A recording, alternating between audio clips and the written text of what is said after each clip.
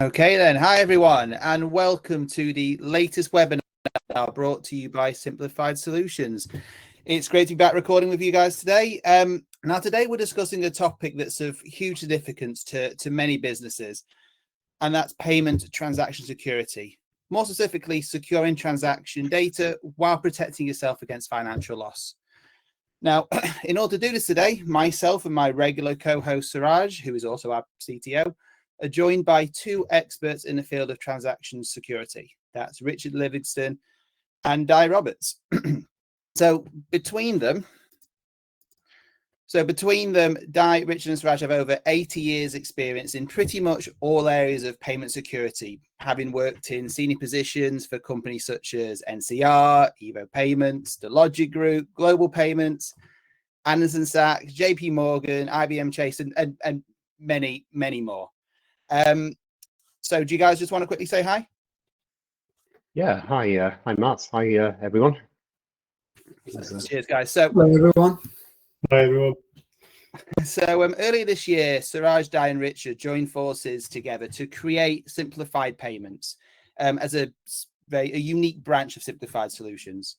So through Simplified Payments, the team have combined all their experience and expertise to help organizations, merchants, and payment specialists optimize revenue, customer experience, and operations through payment technology and compliance. So, gentlemen, greetings and thank you for joining us today. So this session is going to be more of a panel discussion compared to some of the other webinars Suraj and I've done in the past. So me, as very much the non-technical person on the call, will be putting some questions to our experts on many aspects of payment security, such as the current state of play, new technologies, integration hurdles, as well as some recommendations on how businesses can protect themselves against being the next negative headline in the press. So without further ado, let's get started. So firstly, let's look at today's landscape.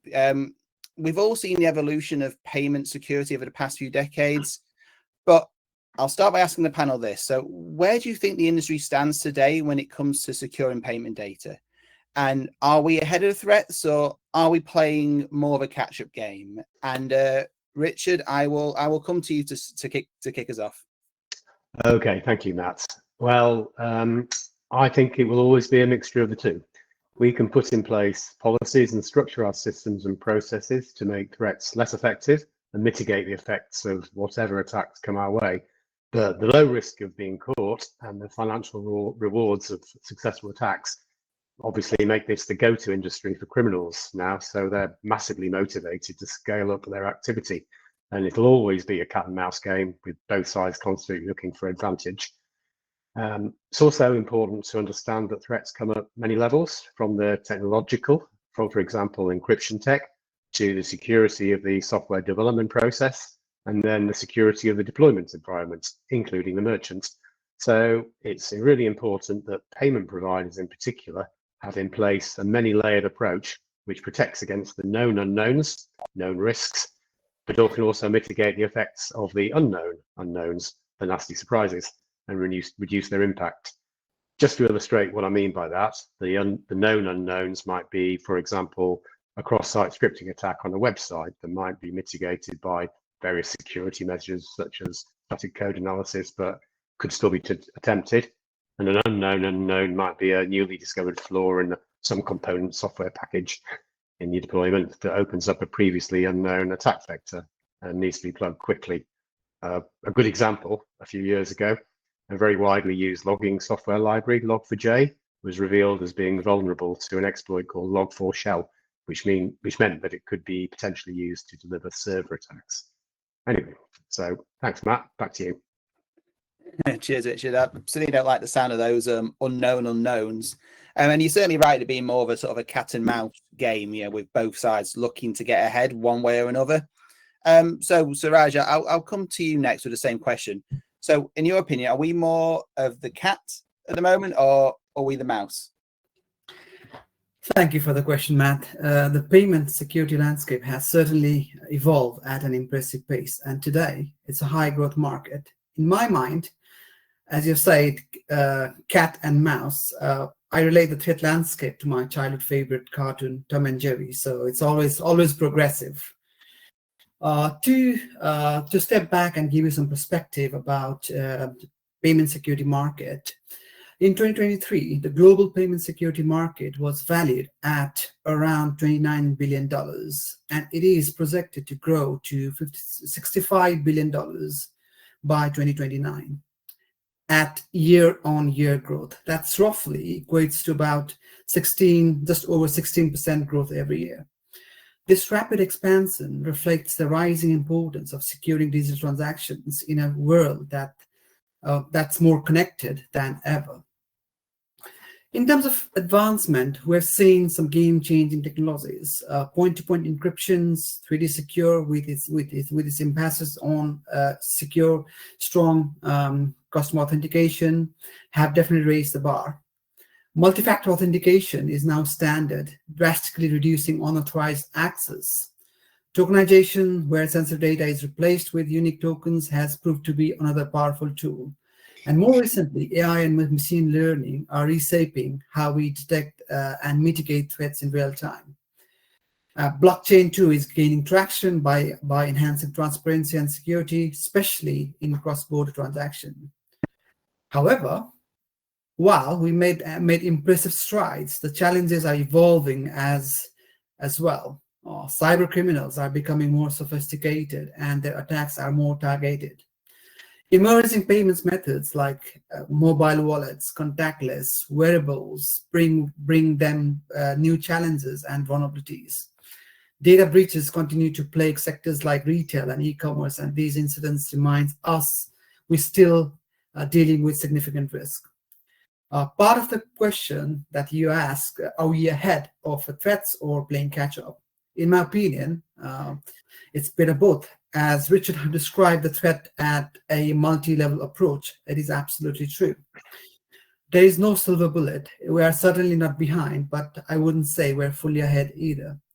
We're running alongside these threats, constantly pushing the boundaries of security innovation. Technologies like AI and blockchain are giving us fighting chance. But the reality is that the threat landscape is evolving at the same pace as our defenses. The key is continuous innovation and proactive approach. We need to secure not only the payments method we use today, but also anticipate future vulnerabilities. In summary, I say we've made some substantial progress, but it is an ongoing battle, and our success lies in ability to stay adaptive and collaborative across the industry. Yeah, thanks, Raj. Yeah, you're right. I think in many industries, innovation and proactiveness is always key, but it's especially crucial here given what's at stake. So Dai, I'll come to you next. I mean, you come from more of a compliance background, so it'd be great to get your take here from that side of things too, please. Hi everyone, thanks Matt. Nice opening, easy question there. As this webinar is mostly about payments and my field is, as you clearly said, for compliance, I'll try to stay focused on the PCI world and PCI DSS in particular. Though to be honest, the rules for meeting many of the security compliance standards have a broadly similar vein. So interestingly, I just noticed that it's December sees the 20th anniversary of PCI DSS, and as a small history, back then it was simply a set of instructions on how best to secure your environment for organizations who were taking card payments. It came out at the same time chip and PIN came out, when devices were introduced, and for those that can remember that far back, chip and PIN was introduced because card fraud had ballooned out of all proportion. How things have changed. In 2004, most purchases were still face-to-face, over-the-counter. Cash still dominated, and contactless was a mere pipe dream. So in 20 years, much has changed, chiefly around protecting data, and as technology has evolved. For example, web retailing, Wi-Fi, contactless, as said, mobile payments, cloud computing are named just a couple of the milestones we've seen in the payment world. So with these changes, PCI has needed to adapt itself to keep pace. And originally, PCI DSS was very prescriptive. You must do this, you must do that. However, in my mind, thankfully, the new versions have stepped up a bit and they've moved towards a compliance standard that is focused on risk-based management and continual compliance. So back to your question, Matt, are we ahead of the threats? For me, we're always playing catch up. Criminals are continuously looking at ways to access your environment, to disrupt or exploit businesses. And as both Richard and Suraj have stated, technology and practices have evolved to keep pace with these threats. Just how far behind a business is dependent wholly on how much effort and cost a business is willing to spend protecting that data. Hence the need for implementing solid rules-based policies and controls to identify what assets are at risk and to spend the money wisely on protecting those assets. To be honest, though, I think the same thing holds true back as it did in 2004. Admittedly, it's very simple to state, but not so simple to achieve. To be ahead of the game, do the basics well, do them right, and try to do them all the time. Back to you, Matt. Yeah, cheers, Dad. I think that's a statement I think we can all get behind. I didn't realise the PCI was 20 this year, so happy birthday to PCI. So look, thank you for your thoughts there. Let's move on to the next topic. So, so speaking of being ahead, there's always a lot of chatter about new technologies. So looking forward, what are some of the sort of the latest advancements you're seeing, whether it's for merchants, acquirers, issuers, that are really sort of moving the needle in the market? Are these technologies being adopted quickly enough? And where do you think some of the challenges are? So again, Richard, I'll start with you again for that one, if that's okay. Okay, thanks, Matt. So from the terminal side, the latest and greatest innovations include so-called soft POS solutions, where the challenge is to provide security on end merchants' own bring your own devices, but in a less controlled end user environment. Of course, that has big PCI compliance implications, leading to a tension between the desire to adopt a useful new technology quickly and putting in place sufficient security measures to mitigate the downsides. Soft POS brings its own challenges, as well as those already well known. Soft POS solutions run on non-specialized consumer devices, so they're going to be vulnerable to malware, and end-to-end security is more difficult than on solutions where keys can be securely injected into the device before distribution. But all that said, they are low-cost solutions, so it'll be a merchant decision how to balance all of the above. One advantage of soft POS solutions is they can use biometric capabilities already in most consumer devices, which leads nicely on to another technology I see as merging quickly, biometrics. I mean, it has actually emerged, but it's ongoing. It's changing as we see. Biometric support is built into many new terminals and is a very promising technology, which I expect to be more widely adopted. However, there then comes the problem of biometric deepfakes. So this may be still a long journey to real market penetration, as trust in security needs to be built into these solutions, and business and consumer confidence needs to follow. Consumer confidence in some biometric measures is there to a degree, given the wide availability of face and fingerprint recognition on consumer devices like phones, watches, laptops, whatnot. But other methods, I should say, like iris scanning and voice prints, not so widely used and not so reliable either. For biometrics, near 100% reliability is an absolute requirement for this. No one wants to be stuck in some critical situation, unable to make a payment because the computer said no. So finally, consumers also need to be confident that their biometric data is protected properly by both technology and legal frameworks. The EU is about to mandate that all incoming visitors register with biometrics, but there are legal checks on this. Other countries allow the state to use biometrics for surveillance and are often collected without informed consent.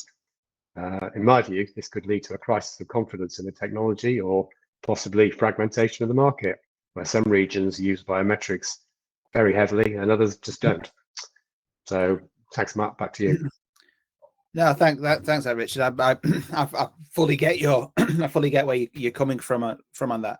I find it pretty amazing how quickly everyone has become so accustomed to doing some form of biometrics for face fingerprints for your phones. I suppose it just all depends how quickly you need to get to your WhatsApp messages, I guess. So Dai, I'll come to you next. What are your thoughts on new sort of emerging tech? Yeah, thanks, Matt. Well, for me, all merchants, whether it's online or face-to-face, and consumers basically want to take and make payments as quickly and as seamlessly as possible. We call it frictionless payments. But basically, if it's too hard to make a payment or too hard to take a payment, then consumers will just simply go elsewhere, as we do online all the time. So there needs to be a balance between simplification, making things easy, and securing the card and personal data for those individuals. And what tends to constrain most businesses adopting or implementing new technology, often two things, whether it's a regulation, usually implemented for good security reasons, I have to say, and more importantly, customers' acceptance of the said technology. As a great recent-ish example, before COVID, contactless, I'm really struggling with the word today, contactless was limited to only £30 per transaction, with strict controls on transaction types, limiting what you can purchase and where, making many consumers reluctant to use the technology. However, we saw over COVID, the limit was raised to £100 across all the sectors, and consumers' desire to not touch anything quickly changed our perceptions and the use of that technology. Whereas today, does anyone bat an eyelid when they pay with contactless, even up to the value of £100? So restrictions were loosened, the consumer's acceptance quickly shifted, and the technology is now widely used and accepted in the UK. So the same is going to be true when introducing any new technology into a specific marketplace. A couple of good examples that aren't being used in this country, but are used widely across the world. In China, peer-to-peer payments via phone is the norm. Alipay, WeChat being the most popular, and have been for many, many years. In Africa, mobile payment transactions via apps like M-Pesa have been commonplace since 2007. But in the UK, we're still not seeing this style of technology. Sure, we have mobile phone wallets, making life easier through mobile, but it's still basically a card transaction. And this isn't really the same technology from the frictionless or from a security perspective of those given technologies. For face-to-face retailers, I think mobile payments has become a big market changer. All the small businesses I've seen today tend to use some form of mobile payments. These are typically an application running on a personal device and linked to an actual chip and pin machine or device to take the payments. I think we've seen an uptake of some soft POS payments via personal devices. That's generally contactless and chip and pin on a COTS device. But the uptake's been slow, especially in the UK. And to be honest, the PCI standard, MPOC, for meeting the security requirements is very tough. And hence why we're only seeing about 10 companies currently offering a solution in this area. Moreover, I feel we are back to consumer perception. Personally, I'm still not ready to enter a PIN number onto somebody else's personal device, nor am I particularly keen to provide my biometrics via a third-party system. So when we get past these hurdles, I feel MPOC may become more prevalent. Though my gut feeling says that the use of things like QR codes or similar, the type of push payments that we're seeing in Asia, from given devices, actually from your own device, may become more accessible and more acceptable in this country over time, and certainly more secure. Over to you, Matt. Yeah, cheers. I mean, look, QR codes are everywhere these days, aren't they? So if I were you, I would definitely trust your gut there. So Suraj, I mean, what about from an acquiring and an issuing perspective? Sure, Matt. Just going back to what Dai said, that makes me worried actually, because being a compliance expert, he doesn't feel comfortable entering his PIN on the mobile devices. So that sort of like highlights how do we actually see compliance from that perspective. Right. Okay. From acquiring and issuing standpoint, we're seeing more issuers adopt biometric authentication, which is improving security without adding friction to the user. Richard concisely elaborated the pros and cons around it. On the acquiring side, 3D Secure version 2.0 has been a great improvement over the old version, especially for e-commerce. It allows for more data sharing between merchants and issuers, which means better decision making on whether to approve or decline a transaction. Dai talked about a number of regulatory avenues. I would like to introduce something new, which is evolving at the moment. Conceptually, the concept has been there, but it's really evolving to protect payment data, which is polymorphic encryption for data security. Polymorphic encryption encrypts data in multiple forms using different keys, tailored to specific real-world functions for sensitive data. This means this method combines flexibility with strong security and enables operations on partial data without full decryption.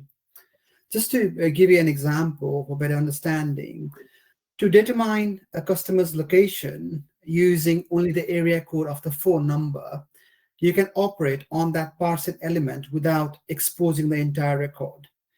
These phone numbers are structured into components like country code and area code. This selective access enhances privacy and security, minimizing the need for full decryption of sensitive data. This is a really sort of like basic way to get the concept behind polymorphic encryption.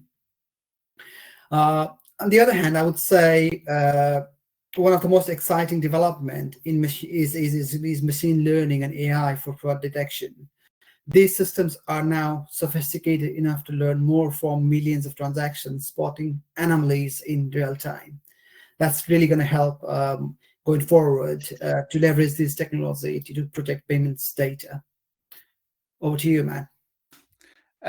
Thanks, Raj, and thanks, guys. I think some really exciting suggestions there. I kind of feel like I'm in the future already. But let's move on now, though, in terms of how we implement these technologies, because let's be honest, it can be quite tricky, can't it? So, in your opinion, what are some of the main challenges that organizations face when trying to integrate new payment solutions into their existing infrastructure?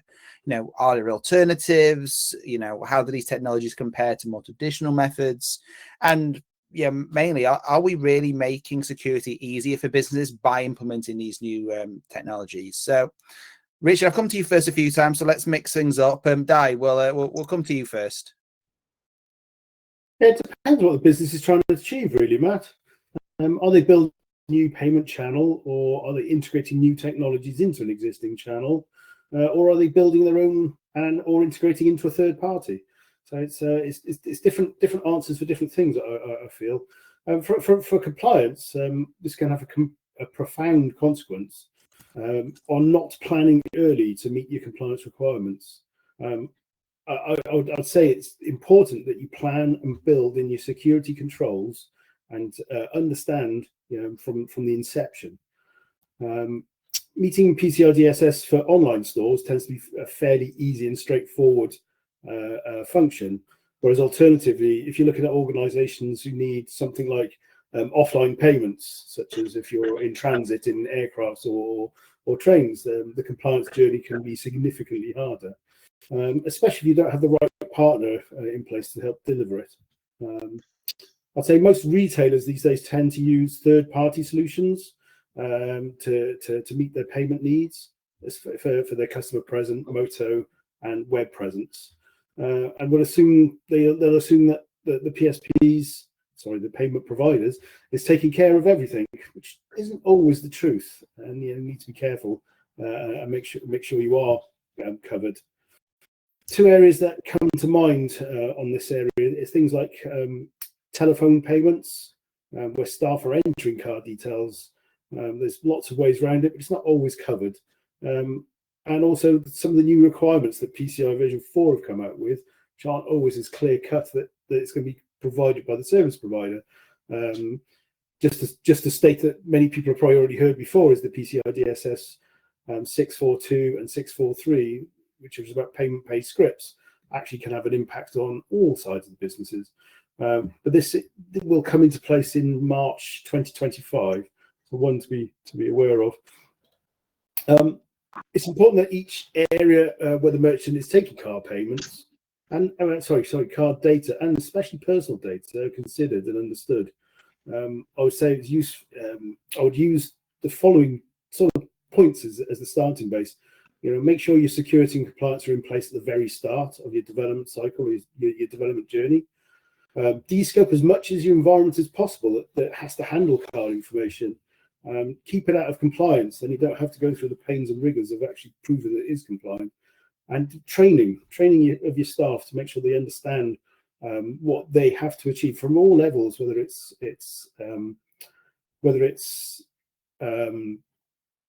the development staff through to the implementation, the engineers, and the staff who are using the product itself. We often find that customers will use different companies for each of their payments channels. This can be great for offering a simplified solution, but can also open up a compliance minefield for the merchant. Just one thing to be wary of, having multiple channels, multiple deliverers of those channels.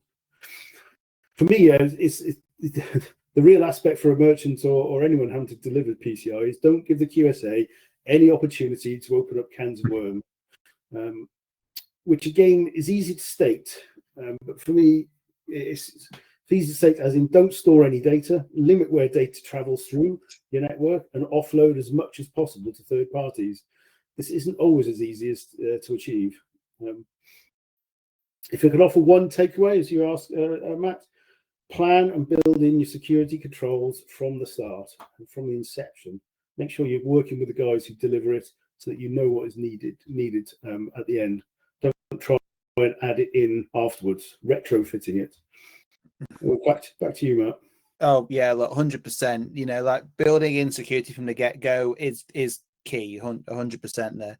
And one thing you said at the beginning, I think it's really important for organizations to understand the requirements and the objectives before they set out to implement something is crucial. And then having the right support in place to help in delivery and implementation. Yeah, I think you made some really good points there. So Suraj, over to you. Same question.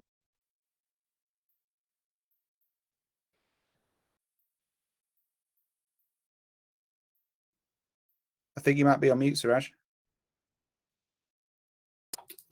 Thanks, Matt. After spending 1.5 decades in payments, I feel integration complexity is the most common challenge when introducing new solution, especially with legacy systems. And we know there is an epidemic of legacy systems in payments behind the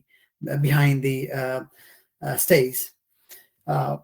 Compatibility issue can disrupt ongoing operation, but careful planning, including phased out rollouts and testing, can help minimize the risk.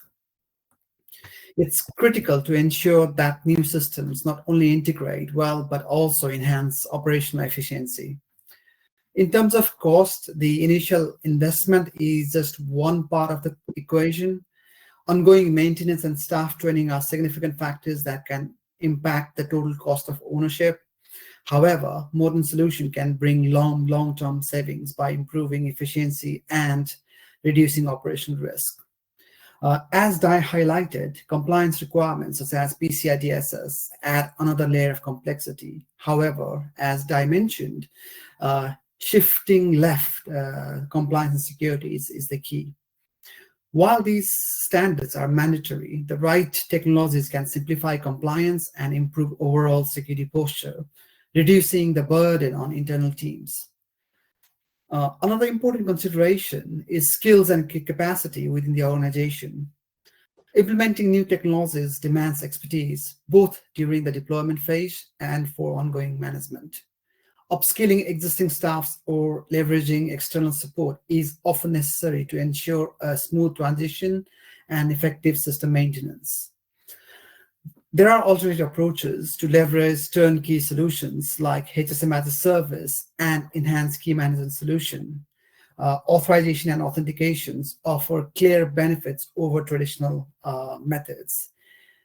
They streamline security processes, improve adaptability to changing environments, and enhance user experience by reducing manual intervention. These technologies also offer greater scalability, which is critical as business grows and evolves. In comparison to traditional methods, these modern alternatives provides a more flexible, efficient, and secure approach to managing payments and security infrastructure. Ultimately, they lead to better long-term outcomes for both the organization and its customers. Excellent. Thanks, Suraj. You made some excellent points there. So, Richard, obviously, we'll be coming to you first, but we'll come to you last this time. What are your thoughts on this? Yeah, well, tricky for sure, but payment security is not different to other kinds of technical change, though it can have business-ending results if it goes wrong. To summarize, the challenges for organizations trying to integrate new technologies tend to fall into the categories of human, organizational, or technical. As it's a technology-led change you asked about, Matt, assuming that the right amount of due diligence has been done on the solution's cost benefits, the technical side is usually the biggest factor. Now, there are always technical challenges in introducing something new. Payment security is not an exception. How to integrate technology with legacy systems very much depends on the age and mix of the tech used, and is often pretty difficult in large organizations. I've worked in several banks where it's been huge. Changes need careful and thorough analysis beforehand, and implementation needs to be carefully managed with no big bang approach that might result in unpleasant surprises. Modern software engineering practices such as continuous integration and delivery really help in this. Then you've got the human side, which is essentially about upskilling staff to operate with the technical and organization changes as they are, we hope, gradually introduced. I've seen staff faced with rafts of new requirements just having to work it out themselves, which is not great. Training is a really important part, and a part of getting staff buy-in too. Moving to the organizational side, which shouldn't be forgotten, that's more about how new technologies are used within a business, and it's really important to think in advance about how new technology challenges might affect the way a business is organized and presents itself to the outside world, and equally to its staff. So everything I've said above is applicable to the introduction of any big change, but for payment security in particular, terminal key management is an important issue for merchant businesses. Smooth management's crucial to reduce friction and keep the show on the road. However, they're not thinking generally about key management too much. They just expect it as a given from their supplier. Their suppliers, the payment gateways or banks, have challenges such as how to pitch new services while still getting ROI, return on investment, from existing services, how to build new services into their software effectively, and manage and migrate customers. And the hardware suppliers are traditional in their approach to terminal security, which is pretty reasonable, given that evolution is safer than revolution. So that's the nub of it, my thoughts. Back to you, Matt. Yeah, cheers, Richard. I can say more. Yeah, absolutely.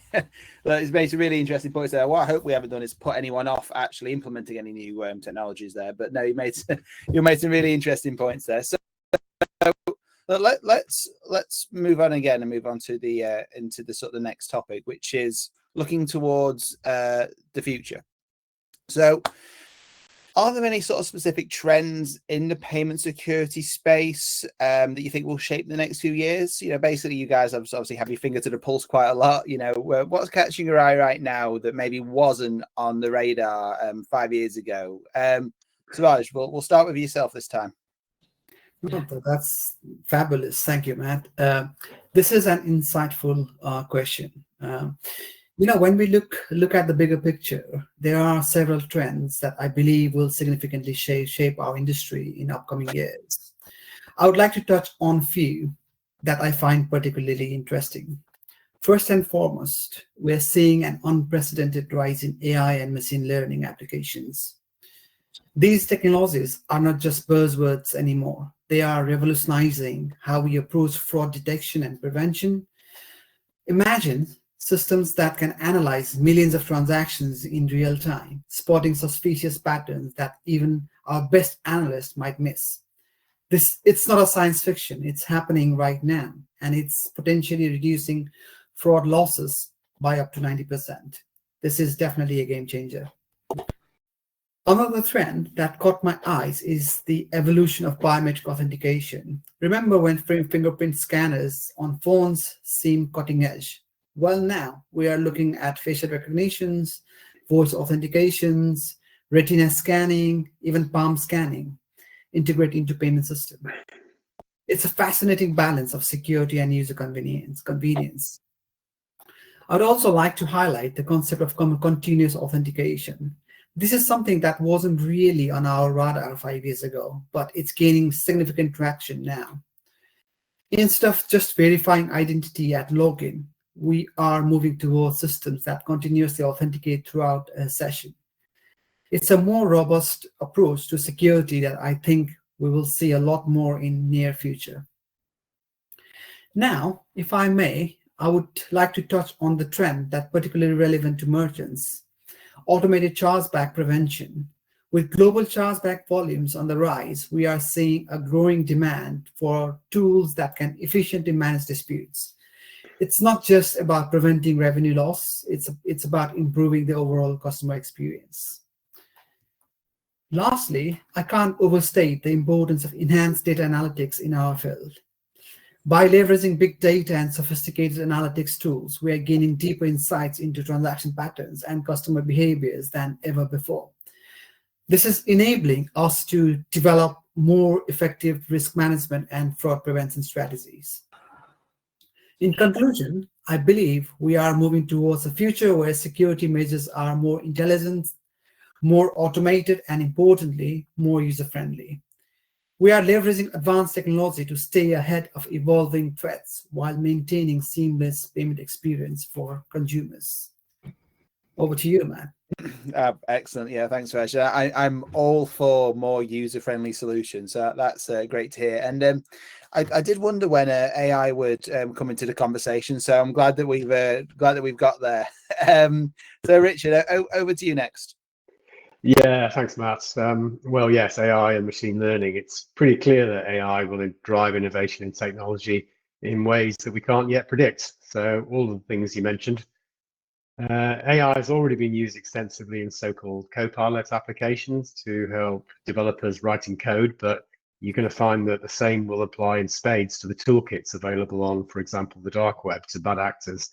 So the construction of attacks such as sophisticated phishing and ransomware will both become far easier, but there'll be an exponential increase in their power and range.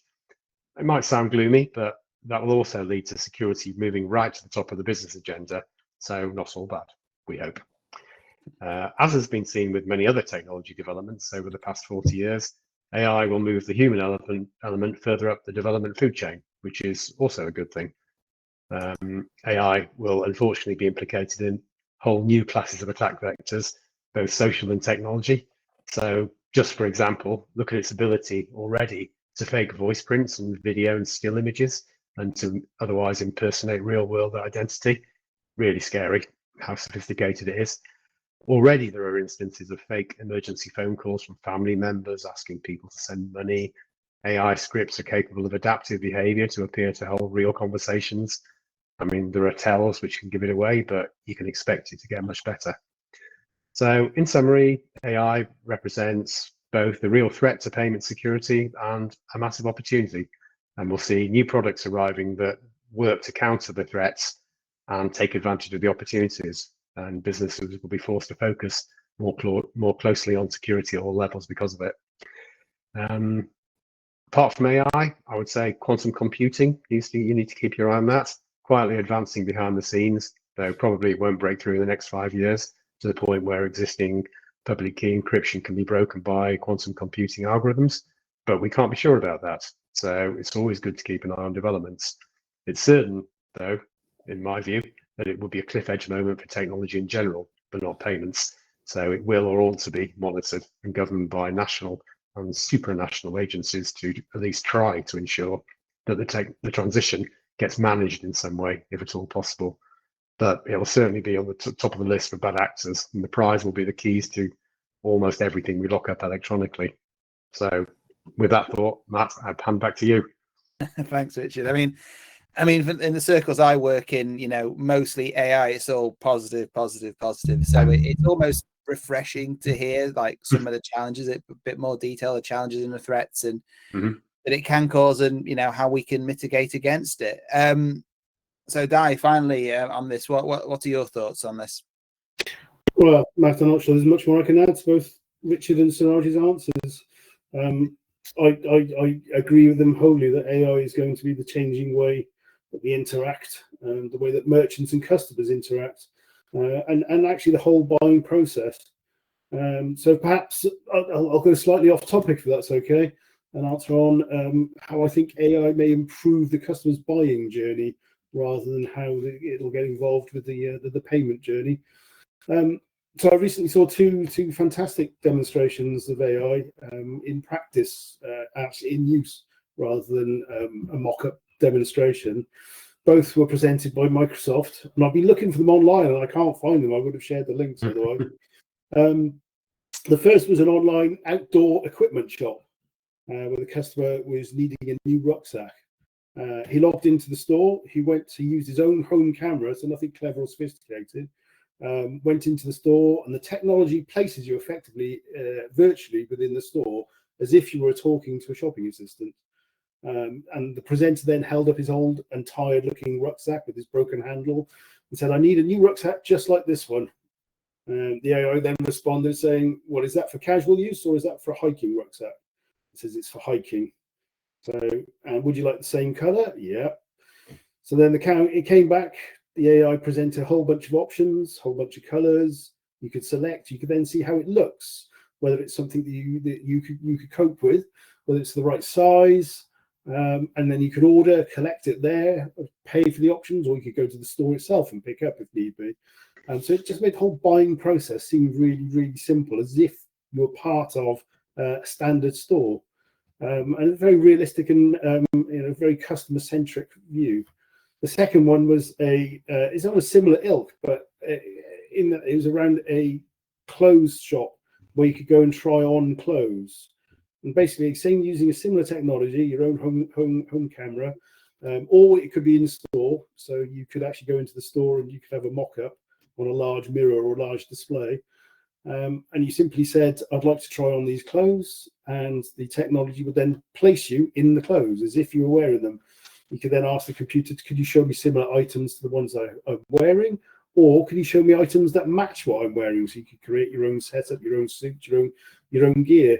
Then it would give you other recommendations if needed, and then you could then go through the sizing. Most of the time, it would have created its sizing. But you could adjust as necessary, and then you can again either purchase online or more likely go to the store with the purchases and pick them up and make sure that they did fit. I just thought it was exceptionally good use of AI and made it much more realistic, much more something tangible to see and feel. Anyway, back to you, Matt. No, cheers, Dai. We appreciate those case studies, and it's nice to get a good balanced argument on all the pros and cons of AI. So, I certainly sit on the pro side, so it's good to get a good rounded argument. So thank you for guys for that. So let's completely now flip the script, as you would say, and look at something a little bit more depressing. Data breaches always seem to make the news, unfortunately. So from your guys' experience, what are some of the more practical steps that merchants, acquirers, and issuers can take today in order to minimize the risk of being the next sort of nasty headline, and how is compliance helping with that? So Richard, we'll start with you again on this one. Good question, Matt. Thanks. Okay, so PCI SSF, Secure Software Framework Compliance, the latest and greatest from PCI, will help by extending the coverage of security certification further down into the software supply chain and into secure development practices in detail. SSF covers all the things that previous iterations of the security standard did, including sufficiently strong encryption methods, key storage solutions, and a lot more. SSF is more of what you might call a shift left protection, meaning that it's applied early in the development process and means it is, or should be, a much cheaper way of providing stronger system protection than something found later down the line. Equally, there are other approaches that can be applied later on in the process, such as effective dynamic application security testing, DAST, which looks for vulnerabilities in the end products, and not necessarily in the fully deployed production system. It's usually carried out internally by organizations alongside static code analysis, or SAST. Beyond this, effective and complete penetration testing is really important. Apart from that, really the simple things shouldn't be neglected. Organizations have to make sure their software infrastructure is up to date, patched and risk managed carefully. You can do all the application security testing you want, but if you fail to protect the operating system or networks, then you failed by leaving the back door open. So I personally favour suppliers who have ISO 27001 because it shows a careful attention to security at all levels, not just the technology, and it can't be faked or glossed over. So yeah, my view. Thanks, Matt. No, cheers, Richard. Again, 100% agree on the need for software to be up to the right standard. An organization's just wasting money if they're spending it on testing if the infrastructure they have isn't up to standard. Now, obviously, we know that can be an expensive project, but the cost saving in the long run are clear. So, Dai, obviously, without meaning to age you at all, you've been in the game for a long time, right? So you've probably seen your fair share of breaches. Would that be fair? That would be fair, Matt. Yes, thanks for that. I just going back to some of Richard's points. So Richard's bang on with PCI SSF. If you want to make sure you're building security from the ground up, then PCI SSF is a great starting foundation. And yes, I've been in security compliance for more than 20 plus years. So with that, I am no longer surprised whenever I see stuff in the media, whenever I hear yet another company saying XYZ business is being breached and they've lost this many records and this much money. So I'm usually very skeptical when yet another presentation comes out showing this and here's how to solve it by buying tons more security solutions. However, just as a by the by, just helps me talk a bit more about the compliance side. I did see one presentation last January at the PCI conference, which was one of those rare moments where you actually sat up and listened to these things. The talk was on cyber privacy and technology litigation, which wasn't one of the main presentations I was planning to go and listen to. And one of the panelists was a legal partner from a well-known law firm. And the chat started normally on privacy and protection, and the yawning started. But the speaker then dropped what I'd consider a bombshell, for me anyhow. She heads a team of legal negotiators responsible for mediating between businesses and their ransomware attackers. She was pointing out that she had a team of something like 6 to 10 people who were flat out helping to mediate between the ransomware, the ransom organization, or the criminal, I should say, with 30 plus consecutive attacks on medium to large businesses, and to allow these businesses to stay operational. So shocked was a small word I was using. I was wide-eyed thinking, well, I've always been led to believe that nobody pays these ransomwares. No one actually goes in and you're simply, the business either reinstalls, rebuilds, or takes the medicine and carries on. So it turns out I'm very wrong. No, lots of business pays. Means the extortionists are making lots and lots of good money. The one customer that was being highlighted, what they weren't being spoken about, had lost was losing several million pounds a day, and the ransom payment was going to be £10 million plus just to get keys so they could get operational. So there's big money involved. And where big money is, there's big businesses and usually state actors involved in this activity. So surprise, surprise, in all the businesses being ransomed, had systems that were vulnerable because they were either old, unpatched, or had poor access control, or the worst of all, were not considered to be important by the business. So typically an attacker will go through a backdoor of a poorly controlled, non-important device to get into the more important and more useful data. So the reason for this big long opening is simply, with PCI, complying with the standards will take you a long way to mitigating against such horrible attacks. And what shocked me the most was that businesses were willing to use these systems for business critical functions, or so critical they should not continue to operate without them. So going on from my previous comments is that in all cases, this could have been prevented by basic security management, not needing state-of-the-art, super overpriced countermeasures, but good old-fashioned governance, risk, and compliance.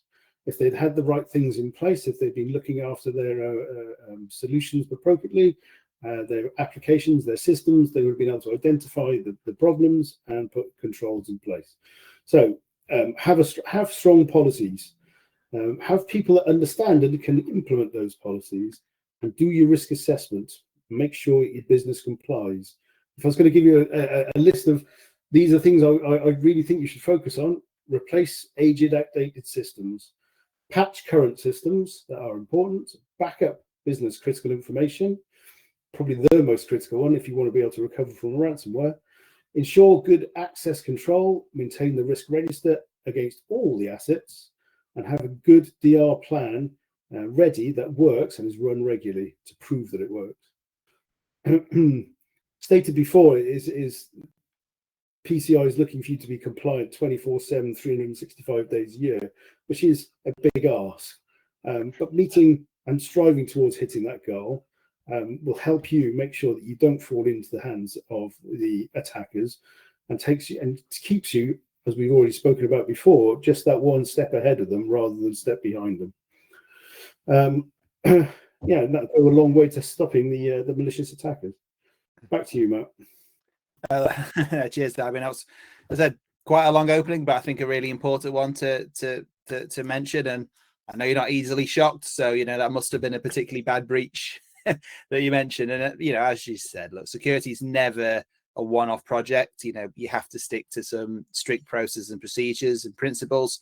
It's a must-have for an organization. So Suraj, we'll finish this topic with yourself. Thanks, Matt. Dai gave a quite startling stat on ransomware. In a way, I'm not too surprised. Data breaches are unfortunately a constant threat in our industry, but there are practical steps that both merchant and acquirer can take to minimize their risk becoming the next headline. For both groups, the focus must be on securing payments data throughout its entire life cycle. First and foremost, strong encryption and tokenization are critical. Encryption scrambles sensitive data, making it unreadable to unauthorized users, while tokenization replaces the sensitive data with unique tokens. Acquirers should ensure that all the payment data is encrypted during transmission using protocols like TLS.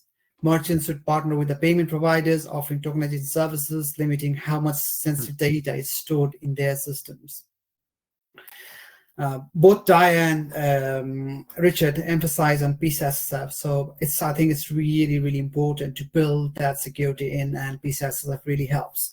PSASF is an absolute must-have where applicable. Compliance with the payment card industry data security standard, PSASF, PCI PIN are more than a regulatory requirement. It's a vital step in protecting cardholder data. This involves maintaining secure systems, applying strict access controls, and regularly testing security systems. Acquirers must help guide their merchants through its compliance process and conduct frequent audit to ensure adherence. Adding multi-factor authentication to payment system is another critical measure. This additional layer of verification greatly reduces the risk of unauthorized access, especially for acquirers who handles large volume of transaction data. Conducting regular security audits and vulnerability assessments, both technically and operationally, is essential. Acquirers should also encourage their merchant to undergo similar assessment regularly to ensure any vulnerabilities are addressed. Often overlooked, employees' training is the key defense against breaches. Staff need to be aware of security best practices, including phishing risk, proper handling of sensitive data, and maintaining strong passwords. Even though NIST currently says like password is no longer important anymore, but I think it should really get equal priority within the organization. Finally, both merchant and acquirers should use secure payment gateways with built-in fraud detection systems that monitors transaction patterns and suspicious activity in real time. To illustrate, the importance of these measures, let's consider a recent example. Electronic payment gateway, Slim City, has been hit by a cyber attack just a couple of weeks ago, potentially exposing the credit card details of 1.7 million individuals. The firm, which handles electronic payments for the US and Canadian-based merchants, revealed that it became aware of suspicious activity in its computer environment around June 15th. Attackers accessed data including users' credit card numbers and card expiration date, as well as their names and addresses. So we have seen these scenarios quite often within our work experience and in the outside world as well. In conclusion, while no system is 100% breach-proof, by layering these security measures and staying vigilant, we can greatly reduce the risk. Protecting payment data not only safeguards the business, but also helps maintain the trust of customers, which is fundamentally in our industry. Over to you, Matt. Excellent. Thanks, Raj. So I'm just aware of time. We've got 5 minutes to kind of talk through our final topic. So let's sort of wrap up on sort of a more interesting or more of a fun question. So let's say you find a magic lamp and a very specific payments-focused genie grants you one very niche wish that you wish that could come true for the payment industry. That you think would improve security overnight, anything from technology to regulation. What would your wish to that very niche genie? What would it be? So, Dai, we'll start with you. Interesting question, Matt. Let's face it, compliance and regulations are a very dry subject at the best of times. So from a regulation point of view, what would simplify my world? I think the simple answer would be don't leave securing your application until the last minute. Or as many businesses might recognize, let's build a product and then see if it'll make it through compliance control. And both PCI DSS and PCI SSF provide fantastic frameworks for building and implementing security as the primary goal. From the development all the way through to deployment, and not just as an afterthought or a throw it over the wall type mechanism many of us often recognize. That'll be it for me. Back to you, Matt. No, I like it. So, Suraj, what about yourself? Thanks for entertaining question. To wrap up this discussion, Matt, it's certainly a thought-provoking. If I could have a magic wand and make one wish come true for payment industry to improve security overnight, I would have to say it would be a instantaneous implementation of universal, foolproof digital identity system. Now, I know I might sound like a tall order, but hear me out. Imagine a world where every individual has a secure, verified digital identity that's accepted across all payment platforms and financial institutions globally. This identity would be impossible to force or steal, yet incredibly easy for the rightful owner to use. The system would effectively eliminate identity theft and drastically reduce fraud. It would make know your customer process a breeze, simplifying compliance with regulation and significantly enhance the user experience by removing friction from transaction. Of course, in the real world, creating such a system comes with enormous challenges, privacy concerns, international cooperation, and technological hurdles, to name the few. But hey, you did ask for my wish, right? I did. In all seriousness, while this might be a bit of fantasy, I believe it underscores a critical point: the importance of robust identity verification in payment security. As we continue to innovate our industry, finding ways to reliably authenticate users while respecting their privacy and maintaining convenience will remain our top priority. Yeah, right. I did say one wish. So, Richard, let's end with yourself. Well, nice question, but not an easy one. If I have to give an answer, I would say that because authentication and confidentiality are at the heart of all payment transactions, anything that improves either of these in a systematic and industry-wide way will be welcome. In the real and complex world we operate in, unfortunately, there are no silver bullets. So reality is that technology moves faster than regulation and standards can keep up. That means we'll always have fragmented technology estate to work with, but my wish would be that we see a new and compelling authentication technology that could be rapidly put into use from the technical and regulatory viewpoint. That's a very broad thing, but still, that would really help me. Okay, back to you. Yeah, well, as I said, It would make me it's happy. the one wish. And if I wish there was this very specific niche genie out there who could grant all these wishes for you, but unfortunately, I'm not one, so I can't help there. But hopefully, the industry will get there on its own time soon. So look, I think that's going to be it for today's session.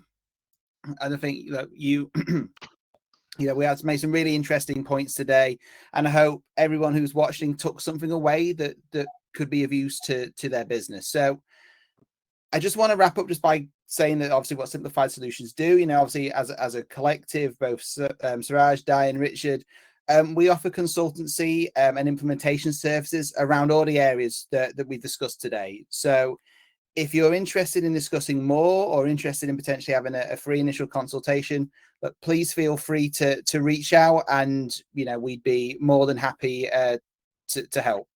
So all that's left to say now is a massive thank you to our panel today, to Suraj, to Dai, and to Richard, and an even bigger thank you for everybody watching today. So thanks again, everyone, and until next time, we'll see you soon. Thank you, Matt, for hosting. Thank you, everybody. Cheers. Thanks all. Thank you. Bye, everyone. Bye all.